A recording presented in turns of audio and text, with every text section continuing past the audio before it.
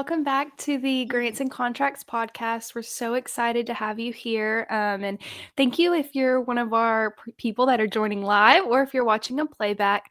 I am so excited today for our special guest that we have. She is someone that I've got to work with her organization and get to know, and she is just so fun and such a light to be around. And I absolutely love her organization. And so I wanted to introduce to y'all Becky Martin with the Knox Martin Foundation. Good morning, everybody. Glad to be here. Yeah, so think if you're joining in, if you want to kind of post where you're coming from, what your organization is, and Abe, do you have any updates for our listeners today? Yeah, well, it's always good to have all of you guys join us live, and then some of you guys are watching us on replay. So thank you for always joining us on a weekly basis. Becky, so excited that you're here and you get to share a little about your journey and how you was able, were able out there and start a nonprofit that's really close to your heart. So I'd love to hear that journey and that story. All of you who's joining us, there's so much to learn, and the purpose of this podcast is to really strengthen, help each other so that we can, as a community, grow, strengthen, and support each other in our missions and our goals. Lane and myself, we love it. We love hanging out with all of you. So if you're joining us live, please tell us where you're joining us from and put in your organization name in the chat area. That would be awesome. Allows us to connect with you a little bit more. And if you stay to the end, we do have some bonuses and some surprises for all of you who's joining us to the end. And later on, after Becky shares a little about her journey, there are some major things that's developing under the new Trump administration that can, there's a grant freeze a little bit. So we're going to talk about that and how that can potentially impact your organization. There's also some pauses on hiring, as well as early incentives for people to leave the federal worker. So some different things happening that's in real time. So we'll talk about these things as well. So with that, I'm gonna turn it back to you, Lainey, and we'll start our conversation with Becky. Yeah, so Becky, once again, thank you for joining us. I want you to just go ahead and introduce a little bit about yourself. It was funny, me and Becky, like I said, we work together, so we talk pretty frequently, I would say about once a week, and we have found that we are so much alike, like down to like we're both Leos, our personality tests, like everything. So I think that's another reason we get along so well. I know she's going to dive into her story, but you know, it's very special to me. I'm not going to share my story, but there's a lot of things that have happened that are kind of the same in some of our stories. And so that's something that just really, my heart is in this organization. So I want y'all to learn more about it. So Becky, tell us a little bit about yourself. Where are you joining us from? And we'll get into it. Sure. Again, I'm so happy to be here and love how you both introduced the goal of the podcast, and Abe, you talking about community. So I definitely hope and pray that someone gets some encouragement here today, and anything that I can share with someone who is looking at starting a nonprofit or just has an interest in it. I'm always happy to share a story. So I'm joining you today from beautiful Gainesville, Georgia. I have a home office. And so actually my office is a part of my primary bedroom suite, if you will. So I've got this gorgeous window, and I was telling Lainey and Abe earlier, the only problem with this sunny day, which there's actually never a problem with the sunny day, is that it does come through this great window, but I'll take it with a little bit of a shadow there. But so I'm joining you obviously to talk about the Knox Martin Foundation. And so I can jump right in and tell you a little bit, or you may have some prompts that you wanted to specifically ask about our inception. Lainey, what do you think? Yeah, just tell us, tell us a little bit about yourself, maybe a little bit of your background, and then you can dive right into telling us about KMF. What is the Knox Martin Foundation? Sure. So a little bit about me. I graduated from the University of Georgia in the 90s with an undergraduate. Yeah, go Dogs. My undergraduate degree was in psychology. So I've always been very interested in people. I absolutely love people. And felt that calling to help people. So there was a need there. I wanted to help people heal. And so that was the impetus behind the psychology degree. had a couple of different interesting jobs that were kind of related to that field, a psychology paraprofessional. And then I did some unique things, like I was a private tutor for a Motown recording group, which was a small group of children from ages 6 to 15. That was a unique experience. But I need to fast forward. And so then in 2017, I felt the call to go to seminary. I was working full time, as was my husband. And we were coming out of the Great Recession. We were one of the people, like many, who lost everything in the Great Recession. And when I mean everything, I mean everything. We lost our home. We lost our savings. My husband lost his business. We lost our pride. We lost any sort of concept that we were in control.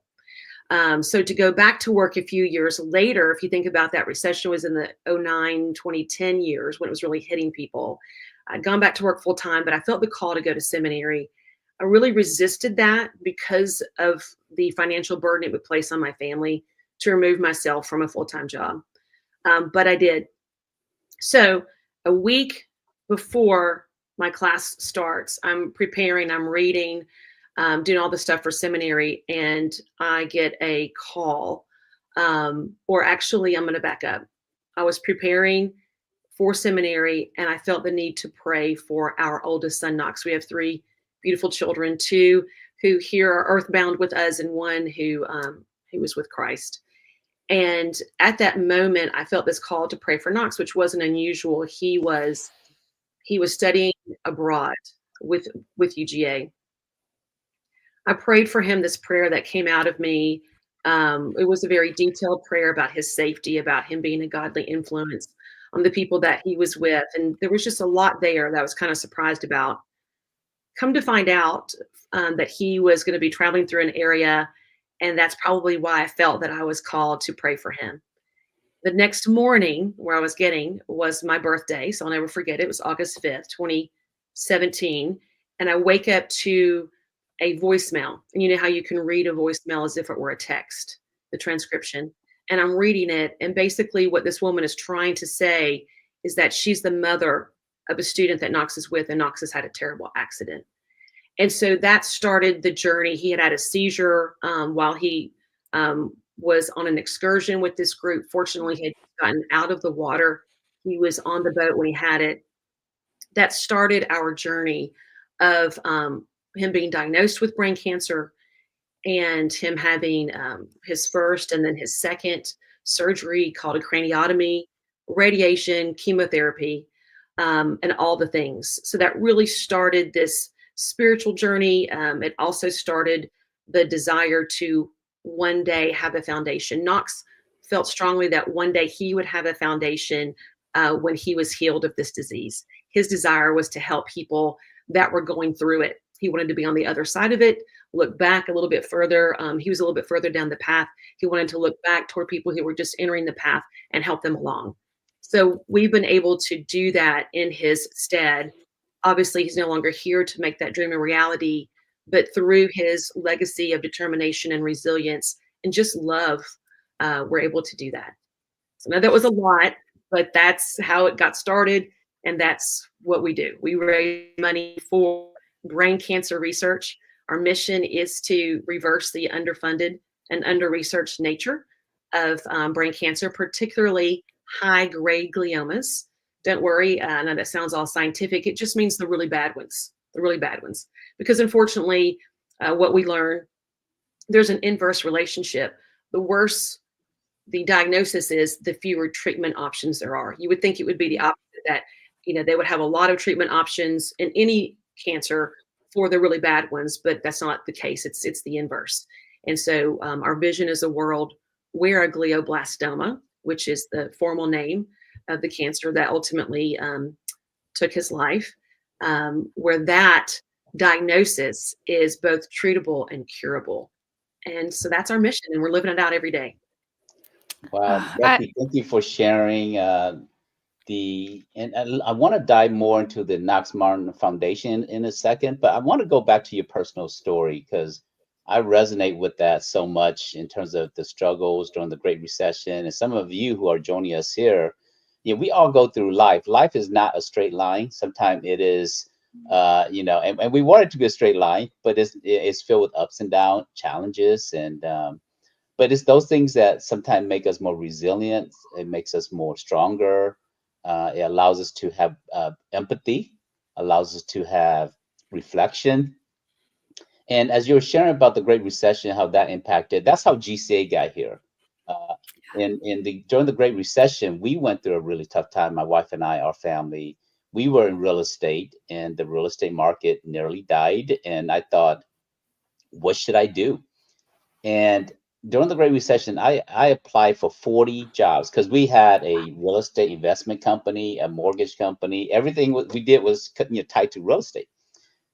So we lost our home, our car. We woke up one day, the repo man came and took the car. So the challenges that you're sharing about what you went through, I resonate with that because that's what we lived as well. And but in all of this here, it allowed me to ask some very deep personal question. Who am I and what am I about? I had to dig deep because when life is good, you don't always ask the tough questions. I asked the question of, is there really a God? Right? Because sometimes people just go about, and whether you believe that there is a creator or not, and that's fine. This show is all about you having your own personal journey in life, a spiritual journey in your own way. But I had to ask the question: is there really a creator out there? Is there really a God? And I had to ask the question: is the Bible true? I just assume, with the name Abraham, right? I just grew up assuming that there is a God, assuming that the Bible is true. So I had to wrestle through these things there. And in this process, it's very intriguing in terms of the answers.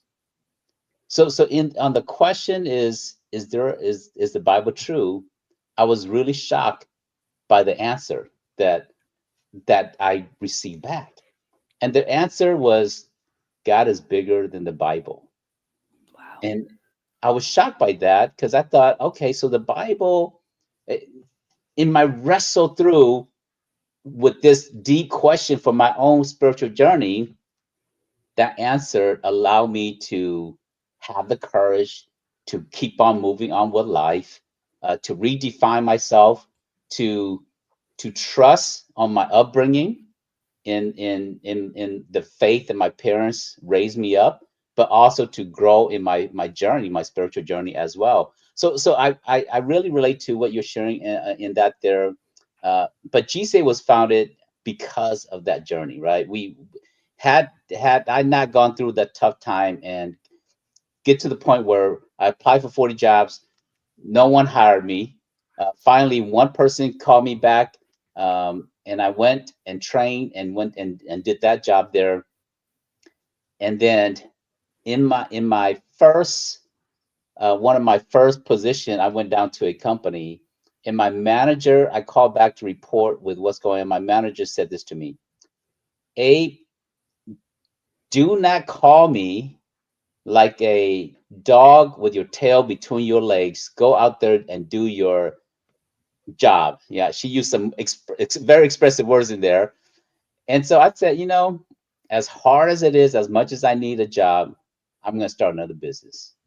And that's how GC got here. So, but yes. That's So wonderful. thanks for sharing that, the tough times in life. Anything else you want to share about that journey and what you learned during that difficult time where you relied on the resources that you have, right? Whether it's monetary, whether it's people around you during that time. I know we lost people that we thought we were friends with us, weren't friends in our toughest moments, right? People that we relied on were not there when we needed them.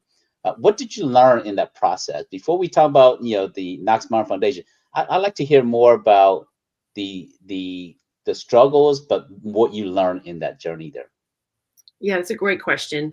And what we learned there is foundational for KMF. So I do think it's related. So, that's a season of turmoil in our lives. It's called that dark night of the soul, right? And so that's what it was. It was just 7 years of turmoil.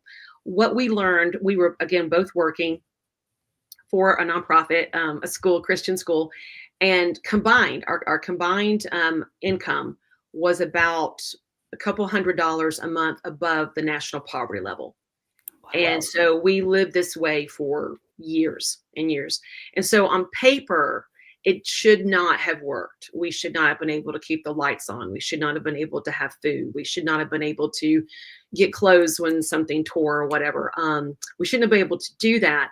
But month by month, God showed us his faithfulness. I'm kidding. Like, you hear about this, but I've lived it.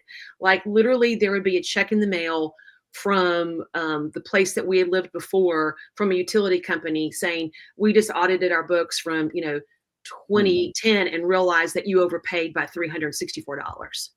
And it would be about $364 that we were short that month.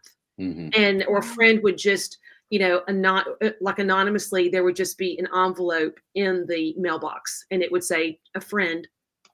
And it would, just this kind of stuff just happened over and over and over. Finally, when my husband tells the story, he said, finally, one night I just got on my knees and I said, God, I'm so sorry I ever doubted you. You are just showing me over and over and over again that you are exactly who you say you are, and even more than I can comprehend. To your point, Abe, about being, God is big. I do believe that the Bible, he's self-revealing, right? So he's telling us about himself, but he retains an element of mystery, and he's able to do that because he's God. So how that relates to KMF is, if we had not, my husband and I have talked about this, we don't think that we could have survived. I don't know individually. I certainly don't think as a couple or a family, had we not gone through the Great Recession before Knox's diagnosis, because we did have that dark night of the soul. We did have the questioning. We did have the anger and the frustrations. I'm not saying that we didn't have them once Knox was diagnosed. I'm just saying that we were on familiar territory in terms of turmoil. In fact, there was this one time we were in Los Angeles, and I was walking around my sister's neighborhood, whom we lived with in the early part of Knox's treatment. And I'm just like shaking my fist up, God, I'm doing like a Scarlett O'Hara moment, just really giving it to him, which is what the psalmist does, in Lamentations. I mean, it's not, irreverent to tell God how you feel. And so I'm doing all this, and I hear the enemy's voice, and the enemy's voice sounded like this. Gosh, didn't you quit your full-time job and go to seminary? And didn't this happen about a week after or a week before you were going to start seminary? Is this what God does to people who really want to study his word and maybe want to share it with other people? And didn't you just get out of like a really dark season where like you were strapped and barely made ends meet, but you made it through, and you praise God, and then your son gets diagnosed with brain cancer. Wow. Is that how God treats people who love him? And so I just throw my hands up in the air at this point. And I think I said this audibly. I'm sure if anybody was looking out their window, they were like, here comes that crazy lady again, giving it to God. Because I always do these walks and talks, I would call it. So I literally like look up at the clouds and I go, okay, God, so the enemy's talking smack about you. And this is what he just said to me. And I literally told on the enemy to God, the Father, kind of like, hey, he's bothering me, Dad. What do you want me to do about it? This bully's coming around again. And this is what I heard. You tell him that's right. All that did happen to you so that you would know that I'm exactly who I say I am, and even more than you can comprehend. And dear daughter, don't act like you don't know how to handle the enemy. You've had Navy SEAL level training, and you're going to need it. This journey that you're about to go on, you're never going to be on it alone. I will never leave you. I will never forsake you. But don't act like you haven't had the training that you've had. You can act that way if you want to and relearn all that you just learned in those 7 years. Or you could put your armor on because you're at war. And I was like, you know what? I think I'm going to take door number 2. I think I'm going to put the armor on because I don't want to act like I haven't learned what I've just learned. So that was the start of this combination of this, spiritual journey. And, well, it wasn't the start. It was the continuation, I should say. And how the Knox Martin Foundation, ultimately got started was, again, Knox's dream that we were able to bring into a reality And I credit God with the ability to do that, for drawing the people together that he did to form it, how he's been able to help us grow. He's guiding us all the way. So he gets all the glory, as well he should. Ugh, I love this story so much, and I'm learning so much more of a part of the story I haven't heard. Something I always tell Abe or anybody when this gets brought up is, I love that the Lord goes before us, and I say that today because I feel like last year I read the Bible all the way through. It was my first time, and I feel like every day something would happen and I'd be like, "Oh my goodness, I just read this morning." And that's how I feel today. Is I'm a little behind in my journey, so I'm in Job, and I'm like, how well is Job talking to the story that we're talking about, that the enemy like God told the enemy, like, you can try Job, but he's not going to give in, and he didn't for like 40 chapters. And it's a lot to go through, but how like real is this that you didn't give in and through these hard times? So something I want to talk about is, so the inception of KMF. For those of us that are just joining in, Becky Martin, she is the president slash co-founder of the Knox Martin Foundation. And they've done some amazing things that we're about to get into. The reason I wanted her on this podcast was this idea of, in the short time, some would call this a very young organization, they've accomplished what 40-year organizations haven't accomplished. And so that's just, it blows my mind. When I first sat down with Becky, I'm like, can you teach me everything you know, please? Because you have done amazing things. But it's this idea that you've told me this before, and you can kind of explain the story a little if you want to, is that Knox had this dream. This was not your dream. So this is not something that you said, I'm going to start a foundation. I want to be a co-founder. I want to be in the nonprofit world. You were going to seminary. You kind of had an idea of what that would look like and how it's kind of turned now into KMF, your referral program. You do get to do some counseling and seminary counseling with the Knox Martin, but you and one of your co-founders, her name is Madison, she was Knox's girlfriend, and y'all are the sole employees of KMF, and just like the amazing things you've done. How do you think that, I guess, do you want to explain a little bit about that, of you coming into it? I know it was Knox's idea, but how did y'all kind of push that forward from inception to today, where we've just hit $1 million in fundraising, which is just amazing. Like, I can't even express how amazing that is. It's so awesome to think about it. Absolutely. So just a few days after Knox passed, a family friend, a young adult at the time, actually an older teenager, like 19, I think he was, started a GoFundMe, and we didn't know that. And his concept was that no parent should have to pay to bury their child. So his goal was to raise enough money for him to gift us the cost of a burial. Unbelievably kind. And I'm so glad that he just did it out of love and just did it. I'm so glad he didn't ask. He didn't know to ask. He didn't need to ask, because I probably, in the state that I was in, I probably would have shut it down. But I'm so glad that I didn't, and that he didn't ask. He just went ahead and did it. So we find out a day or two later that this is happening and starting to accrue some money. It just so happens that he had a TikTok go viral not long before that. He, at that moment, I don't know how many he has now, but had like 10,000 followers. And so he just put this video out there. This has just happened to my friend whom I grew up with and helped me raise this money. And so the next thing you know, it's got, $10,000, and now it's got 20, and now it's got 30. At that same time, you've already mentioned Madison. So Knox's girlfriend at the time, Madison, and then his closest friends, and also our son, Riley, Knox's best friend. There were 6 of us that got together, and the young adults are the ones who said, hey, let's get together. They came over to the house. I'll never forget. We had Madison in on Zoom. They walked in the door, and I remember seeing them walk, across my front yard through the windows.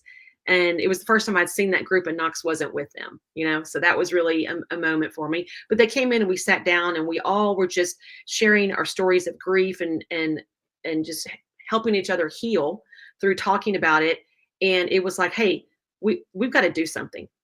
We've got to help other people, and we've got to continue this thought that Knox had. And oh, by the way, isn't it incredible that this young person has started this GoFundMe?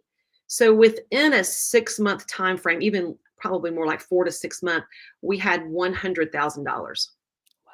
So that was a unique experience to be able to start off with that. And that started the conversation with Duke. We knew we wanted a research hospital.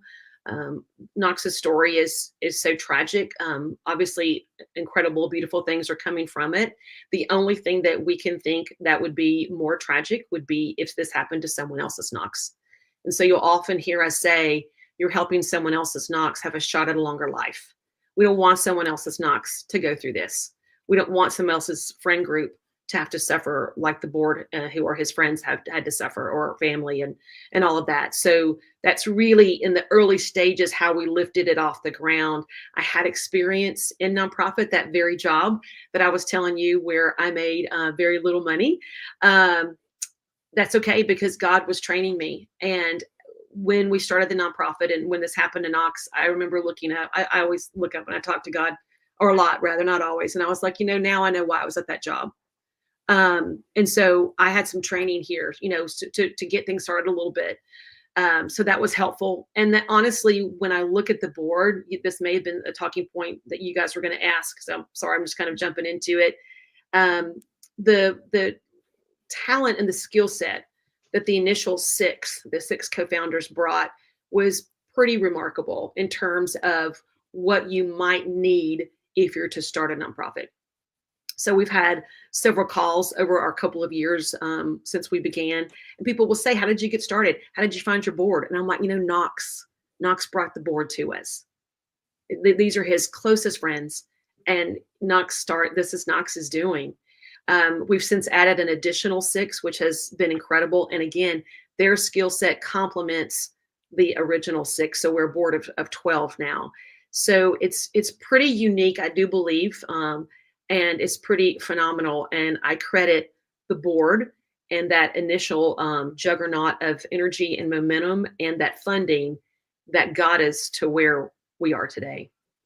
Could you share a little of what those characteristics or what those people worked in for the board? I know the initial 6 and then there's 12 now, because you do have a lot of different, like you said, skill sets, but they come from a lot of different backgrounds, like work-wise. So could you explain that if somebody's kind of thinking of ideas of who they need on their board?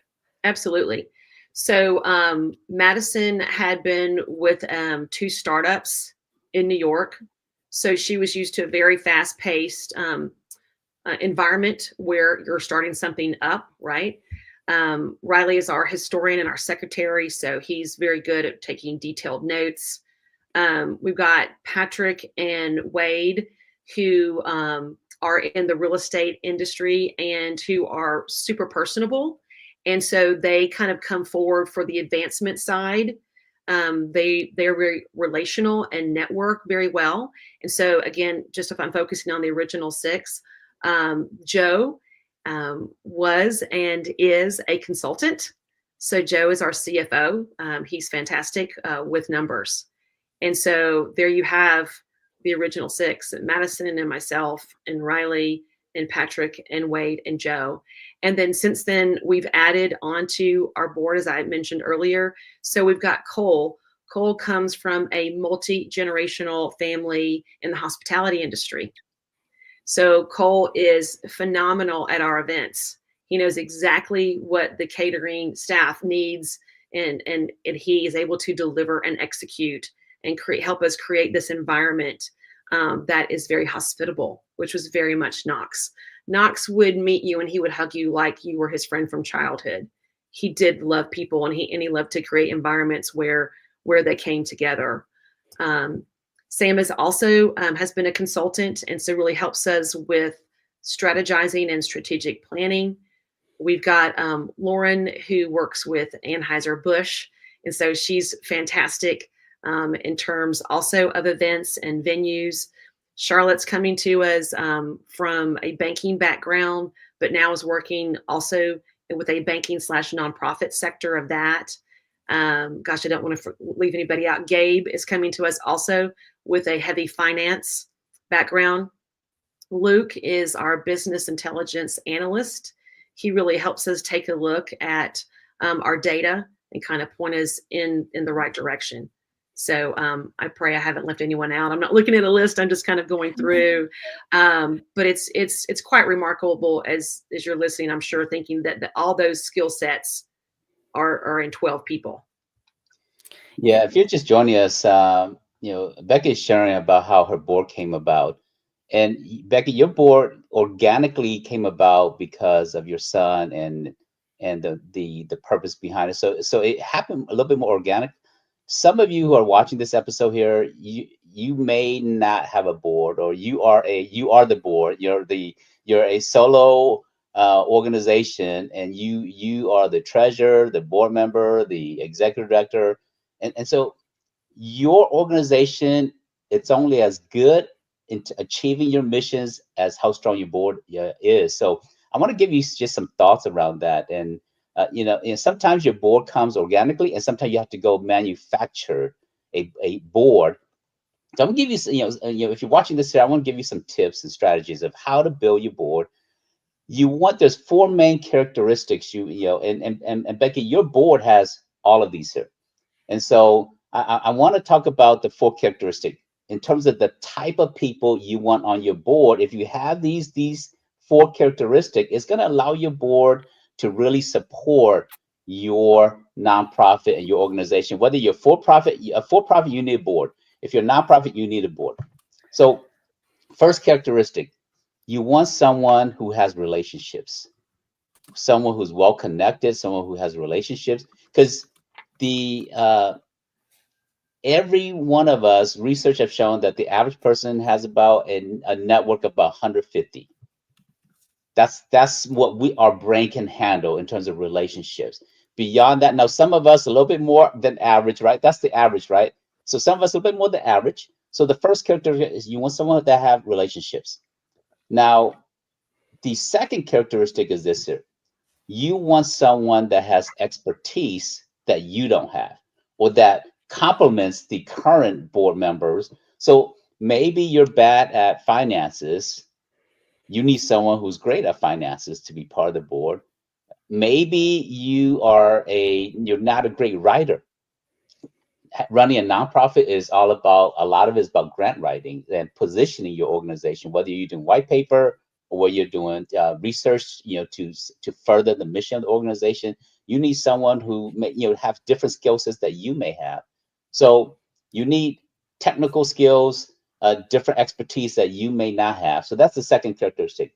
The third characteristic in terms of a board member that you want to look for is you want to look for someone who has time. Now, the person with time, they may not have a lot of relationship. They may not have a lot of expertise in other things, but they have time to come and help do the heavy lifting, because running an organization requires a lot of volunteers, and the best volunteer is a board member. And sometimes we call that a working board, right? And then nonprofit world, we call that a working board. And sometimes you have a working board, but not everybody. Someone who may be very well connected, but they don't have time. So you want to look for someone that have time to come and help you with your nonprofit. And then the last characteristic, and there may be more than that, but in my world, I narrow down to these four characteristics. The fourth characteristic is someone who have money, right? People who have money. Now, you're not asking for their money. You want someone with money, because a person that have money, they know how to get more money. They very few people are born into a lot of wealth, right? Most of us, we bootstrap, and we go through life, and we learn how to have access to money. So two things about people with money. The first thing is that they know how to go and create more money, how to generate money, how to do funding, how to, whether they can go out there and start organizations, or they've started organizations, so they know how to bring in money. And the second thing about that person with money is they have other people they know that have money, right? People with money hang around with other people that have money. Now, some of us, like I remember when I started one of my organization, and we're brand new, and I said, man, uh, I need to upgrade my friends, because all my friends are more, I don't have a lot of millionaire friends. So I made one of my goal in 1 year is I'm going to make a new millionaire friends. And until you make that decision, it may not come into you, or it may come before you, but you may not recognize it. So you need those 4 characteristics. So thanks for sharing, Becky, about how your board came about. Some of you have to go manufacture that. So go out there, build your board. That's how you're going to get the funding that you want in your organization. So, Becky, share a little about how your board have contributed in different ways based upon what we've shared a little bit, and the history of where you're at. How, some areas where your board have come and you say, wow, I'm so glad that, these board members are part of what we're doing here. Yes. So when you mentioned working board, 100%. So I would say the first 18 months, and we're going to be 4 years old as an organization in March. So we're not quite 4 years old yet. So still in the 3 year. I would say for the first 18, 20 months of our organization, we were a all volunteer, all working board, and we met weekly. Wow. That is a huge commitment. Mm-hmm. As I mentioned, our board is made up of Knox's friends. Knox would be 28. So these are 27, 28, 29 year olds who are starting their careers. And so they are they are really invested in their work life and still make time to be invested in this. So you mentioned passion. You've got to have passion. You've got to have passion for the mission of the organization. Mm-hmm. They never burned out. They're still not burned out. They're still going strong. Then we moved to every other week. And then we moved to having conversation of bringing Madison and I on as part-time, and then eventually both of us as full-time. And so there's 2 full-time staff, as Lainey mentioned in our intro, and then the rest are still very much a volunteer board. We now meet monthly. And in fact, next weekend, the first weekend of February, we're going to be heading away for our board retreat, which we typically have done annually. And this one will be about 18 months since we've had one. So what they contribute is an unparalleled, in my mind, passion. I also believe in young adults. I love them. I was just in Athens Monday and Tuesday speaking to college students. And there is a wealth of information and passion and drive that they have. They may not have the monetary wealth, to your point, Abe, as far as having people on the board that have a lot of money, but they've got sweat equity and they've got heart. And what I found is that's even, and personally for me, that's actually even more important, because if you believe in something, you may not have the funding to contribute a lot, but you will go and find, to your point earlier, you will go and find the people that do. And so that's the success that we've had, which I give the board full credit. They have just been amazing. They also provide really good feedback. So we just did our board evaluations. We did a 360 where they evaluate me as the CEO, they evaluate the chairman and the vice chairman of the board, and they evaluate themselves. And I think that's really important that, you take time at the end of every year to do some self-reflection and to be really honest with your other board members. Hey, here's where I see you doing a really good job. Here's some ways that I think you might have an opportunity to grow. And when it's phrased like that, we all commit to being lifelong learners, and we're all friends, if you will. These are obviously my son's friends who have now become my coworkers, and I believe my friends as well. But I don't think that needs to stop you from being honest. I think you can use that friendship to catapult you further into your professional life by knowing the insights and the nuances that make you you. And again, highlighting those that you do really well and say, hey, do more of this.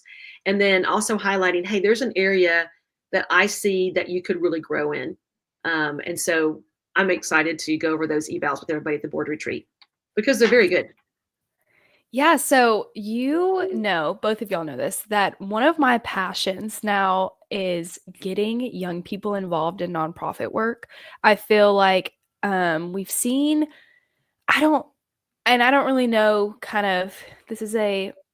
I'm speaking for all, this is not in every situation, but we've kind of seen that the group currently in nonprofit. They've been in the nonprofit world a long time, and we need that experience. But we also need to see some younger kids coming in, and I say kids, I would love to see some high schoolers coming in, but even people graduating, early careers, young adults, older adults coming in and just working, because I think there's a space for them. And so I'm going to ask you this question, and it's not my opinion, but it's a question that we get a lot of: what would you say to somebody that would come in and say, like, this, I don't want to put somebody that's young on my board. I don't want to put this next generation on my board. They don't work, or there's all these different lies that are going around about this, putting this next generation in that. What would you say to combat that? Obviously, besides the point of you have a young board and we have seen amazing stuff get done, but how would you say to try to change their mind on their feelings on that? I think I'd say try to remember when you were their age and all the different things that you wanted to do and the ways that you wanted to grow and the way that you wanted to have experiences in businesses or in the nonprofit sector. And remember what it was like when someone told you that you couldn't do that because you didn't have the right experience. And why don't you be the change maker? Why don't you be the one that affords a younger person the opportunity to come on your board, either as a junior board? Oftentimes boards will have a junior board.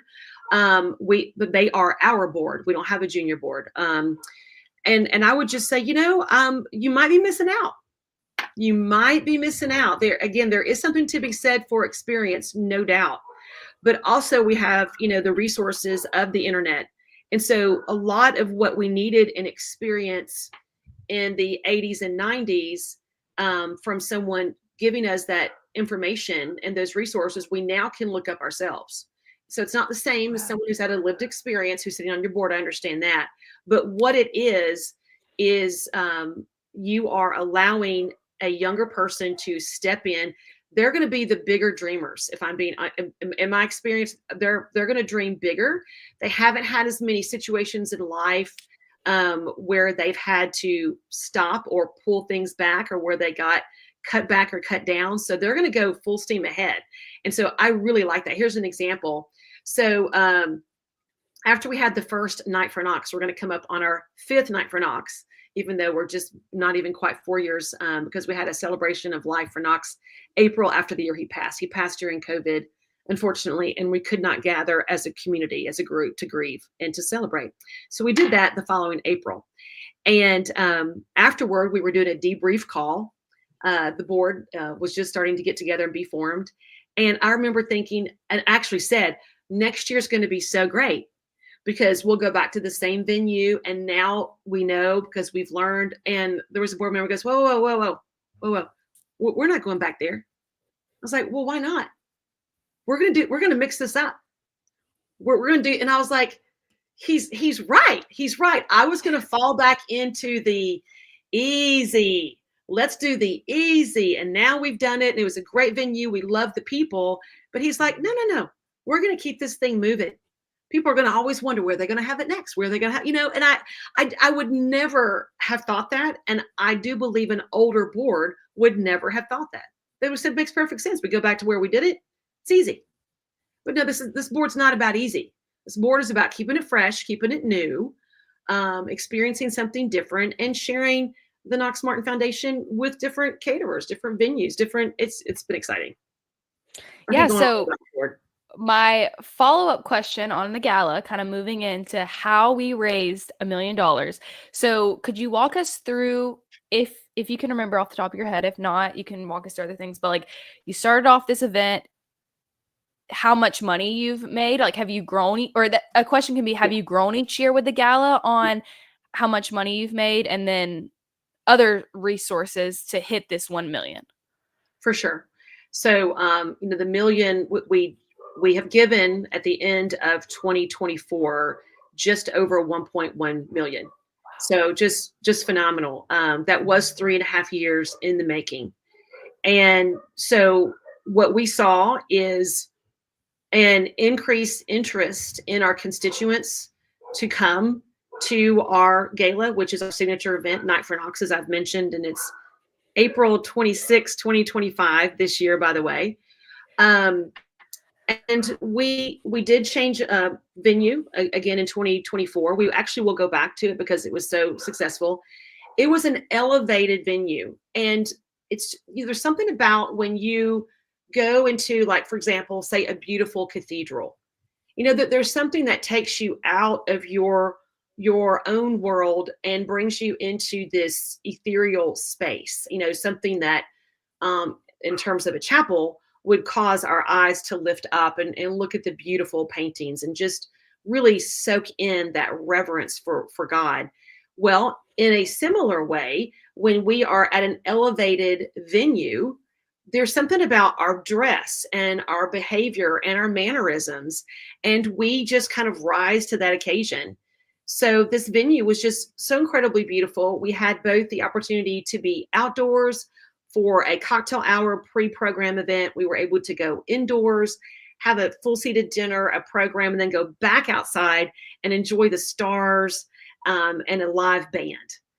So it was a couple of things. It was certainly the programming and some very intentional shifts that we did in there. It also was the elevated event, and we do a live auction, and we changed auctioneers. That was a big gamble because we knew this other auctioneer we had worked with. He was wonderful, and we knew what we were capable of getting with this one auctioneer. And this other guy was much more expensive, and we thought, gosh, we're a nonprofit. We don't want to do that, but we're willing to take some calculated risk. And we talked to some people that had hired him. So we did our due diligence. We did our homework. We decided it was worth the effort, and worth the extra money. And then this guy blew it out of the water in terms of the auction, what he was able to bring our audience to desire to walk with us in the form of financial backing and supporting. So everyone in that room was already supporting us. And, it's very important in our world that you don't have to give to be a part of the Knox Martin Foundation. And if you can only give $5 and someone over here gives 50,000, they're both respected because they're both going to get us forward to paving a way so that someone else's Knox has that shot at a longer life.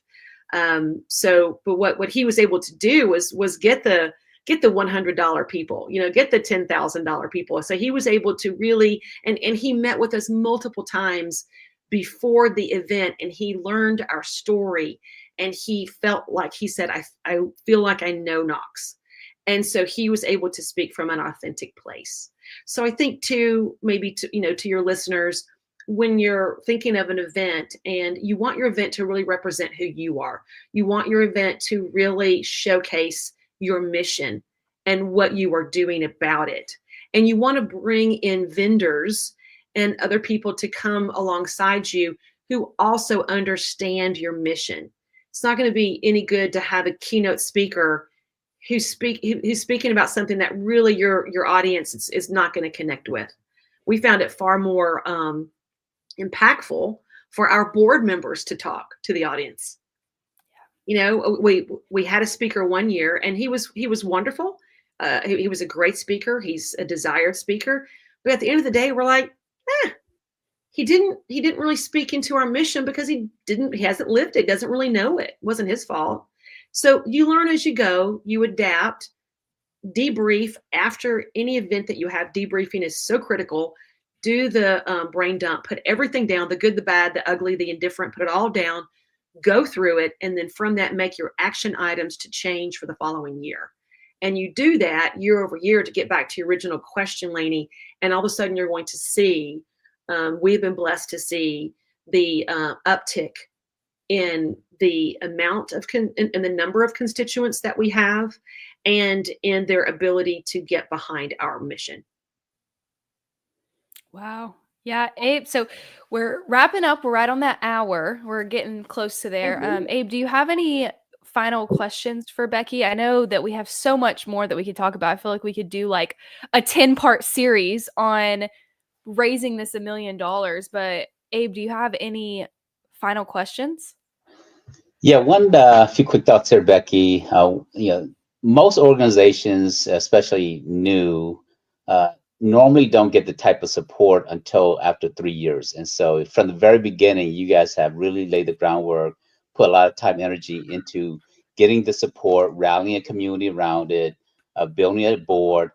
So that's very encouraging, and that could be a great model for other organizations who are newer and who wants to start and grow the organization. So last comment to you is this: if somebody wants to support your mission or donate, what's the best way for them to do that there? I appreciate that. So if you or anyone that you know is experiencing any type of diagnosis, first of all, I know we haven't really talked about our referral program, but we do have a direct line to Duke, and I can text them and let them know about you, and have done that for dozens of people and over the years, and you usually would get a call back within 24 to 48 hours. So if you need to reach me, I'm Becky, Becky, at knoxmartinfoundation.org. You can follow us on socials. We're on LinkedIn and Instagram and Facebook, and it's going to be Knox Martin Foundation. If anyone wanted to donate on our website, which is knoxmartinfoundation.org, you'll have a link there to give. You can also give through any of our socials. There'll be a link there as well. And so we would just welcome anyone that we can help, that in any way, if you're suffering at all, if we can help you, or you've got diagnosis and or loved one does, we'd love to help you walk through that. And then if you feel so called to help us with our mission and vision that I stated earlier, we would be honored. Yes, and so the gala is coming up. I hope that I get to attend. I'm very excited about the event. If someone's interested, maybe they're Atlanta native, they're wanting to travel to see this spectacular event. When do tickets go on sale for the gala? That's a great question. So our early bird tickets go on sale next week. So you'll if you link up to us or with us on our socials, particularly Instagram, but Facebook is the same feed actually, you will see that announcement was made. And then also our sponsorship packages just launched this week. And so we have our sponsorship opportunities. Maybe your business is looking to grow, and maybe you're wanting to get in front of young adults and older adults, well, like myself, middle age and even older. So that's a great opportunity too for our sponsors. So both of those, again, the sponsorship is live. The early bird tickets, so there's a limited number that we sell right off the bat at a very discounted rate. That is next week. That is so exciting. Well, it has been so great talking to you today. And I just, once again, I love your organization. Have loved working with you, and just so many of the amazing things that you've done. And I hope that, so if any, I grant write for Becky. So hopefully we're on the road to the next million. Hopefully we will hit 2 million and be way beyond that. And I'm just so excited to see, where that goes and what comes from that. I know Abe has some really exciting things he wants to share we've shared a little bit about it, but our GovCon community, which also includes grants. So Abe, would you like to share that? Sure. Well, lots of things are going on. Before we talk about that, I want to talk update a little bit. And I know, Lena, you have some opinion about this here too. Right now, as of we speak right now, there is a freeze to certain grant funding. The presidents have said that they're going to freeze certain, they were freezing money going out to contractors and grant programs so they can reevaluate which type of programs will align with their mission. And so they're going to potentially cut some grants, potentially increase some grants. So we are going through a little bit of time where there's some uncertainty in the grant world, especially federal funded grants. Now, federal grants does not only flow directly to organization.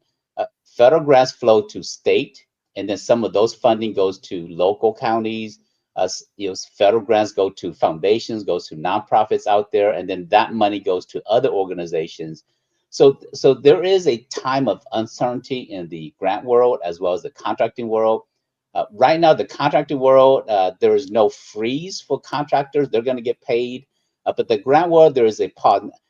meaning it's not going to stop. There's a pause to evaluate which programs out there that is going to continue to see funding or increase, and which programs out there may be cut. So there are some challenging times for if you have been receiving federal funds.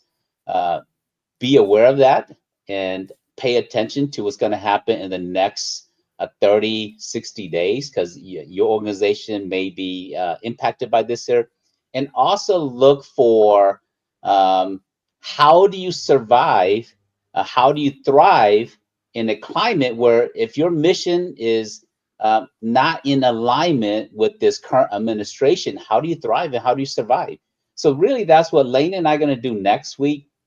We're going to come back and do a part 2 because it's evolving. We spoke a little bit previously about how the new administration can impact your organization from a contract and grant perspective, but so much thing has developed since our last episode. So next week we're going to come and do a part 2 of the current environment of how some of these changes will impact you, whether it is from a freezing grant funding, whether it is laying off federal workers, because you might be working in different programs, and all of a sudden the federal program goes away, and these employees, right now the target is to lay off about 2 million federal workers. Well, I bet you your program is going to be impacted one way or another if you're receiving federal funding. So lots of different things going on. At the same time, don't let fear control you. Don't let uncertainty control you, because it doesn't matter who's in office, whether you love the administration or don't love the administration. Here, we're talking about how do you thrive regardless of who's in office? How do you grow your organization regardless of who's in office?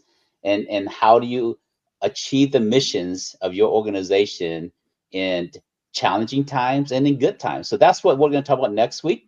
But to kind of wrap things up a little bit here, Orlando, what's your thoughts about some of the grant funding being frozen at this time here? Give me your thoughts, and then we'll go talk about the GovCon community.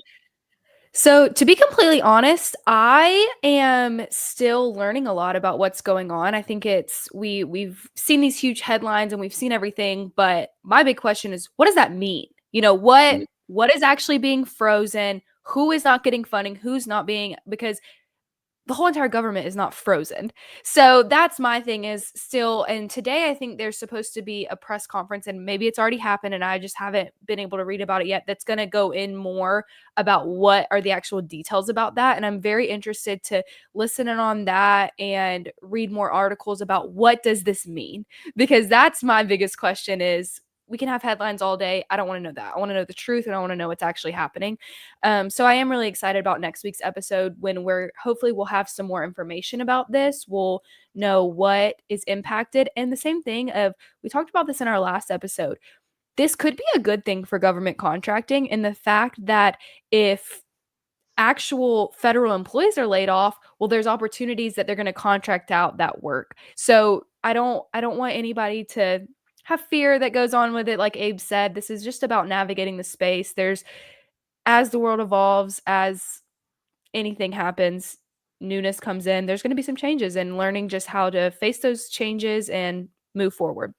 So Margot has a really good question, and this is something we'll talk about next week too, but this is my thoughts exactly. Me and Margot actually were talking about this yesterday. So she's asking this question is, while it's froze, or her advice is, while it's froze, switch your plan to search for private foundations and community foundations. And I think that's a great idea.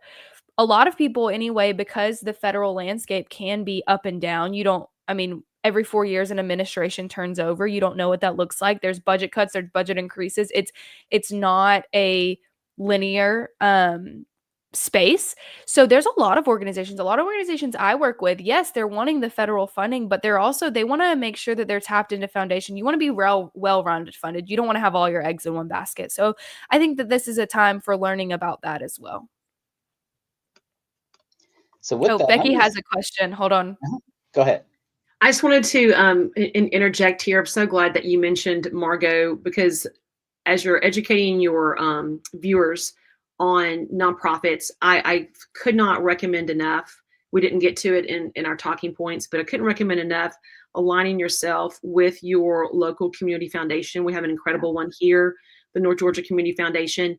Not only to apply for grants, which obviously is phenomenal that they are that they do those, but also to hone your skills, sharpen your skills, whether you're a board member, whether you're an executive director, whatever role that you might play in a nonprofit. They do an incredible lunch and learn series. It's called Grow, and that's exactly what you're doing. So I just couldn't recommend them enough. I was just emailing Marco yesterday. I'm like, I'm coming back into the Lunch and Learn series as soon as I wrap up a couple of more weeks of travel related to work. But they are phenomenal and a wonderful resource for all nonprofits. I agree. Really great tip there. Absolutely check out the North Georgia Community Foundation. With that, there are we actually put up a post in here and talks about, and Margot made a great point. What are the best, your favorite grant funding sources? And so right now it's kind of split between foundations and federal agencies. If you're in the community, make come and put your voice in here. But yeah, shift. You're always going to funding sources should never be. In business we call it multiple streams of income, right?